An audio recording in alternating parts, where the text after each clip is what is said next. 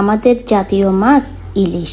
ইলিশ মানে বাঙালির ভালোবাসা, আবেগ আর ঐতিহ্যের এক অনন্য নাম। ইলিশ মাছ পছন্দ করে না এমন লোক কমই আছে। রূপালী শরীর আর অসাধারণ স্বাদের জন্য ইলিশকে মাছের রাজা বলা হয়। পরিবারের সবাইকে নিয়ে ইলিশ খাওয়ার আনন্দ সত্যি ভাষা প্রকাশ করার মতো নয়। ইলিশ শুধু একটি মাছ নয়, এটি বাঙালির সংস্কৃতি, স্মৃতি আর হৃদয়ের গভীরে লুকিয়ে থাকা এক টুকরো ভালোবাসা। হ্যালো এভরিওয়ান, আসসালামু আলাইকুম। সবাই কেমন আছেন?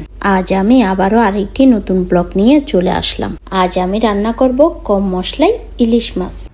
মাছগুলো লবণ আর হলুদ দিয়ে ধুয়ে রেখেছিলাম। তারপর লবণ দিয়ে কিছুক্ষণের জন্য 5 মিনিট মেখে রেখে দিলাম। এখানে একটা পেঁয়াজ, কয়েকটা শুকনো মরিচ ব্লেন্ডার করে নিলাম। এখানে আছে কালো জিরা, এখানে আছে লবণ, এখানে আছে হলুদের গুঁড়া আর একটা টমেটো কেটে নিয়েছি আর একটা বড় দেখে পেঁয়াজ কুচি করে নিয়েছি। তো এখন রান্না করব।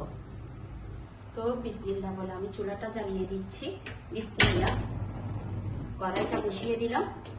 কড়াইটা গরম হয়ে আসলে আমি এখানে সর্ষের তেল দিয়ে দিব।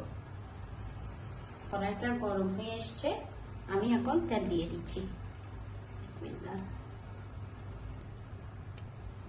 তেল গরম হয়ে এসছে, এখন দিয়ে দিচ্ছি কালো জিরা, দিয়ে দিচ্ছি পেঁয়াজ।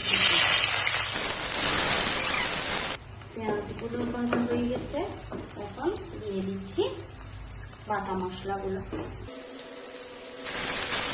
এবার দিয়ে দিচ্ছি হলুদের গুঁড়া, দিয়ে দিচ্ছি লবণ,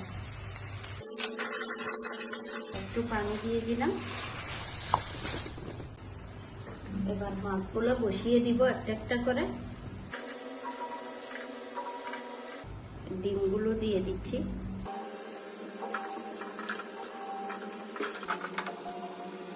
এবার টমেটোগুলো একটা একটা বসিয়ে দিচ্ছি।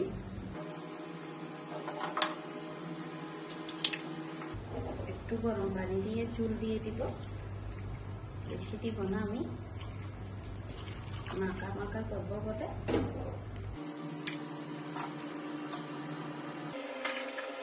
এবার 15 মিনিটের জন্য ঢেকে দিলাম। 15 মিনিট আমি রান্না করব।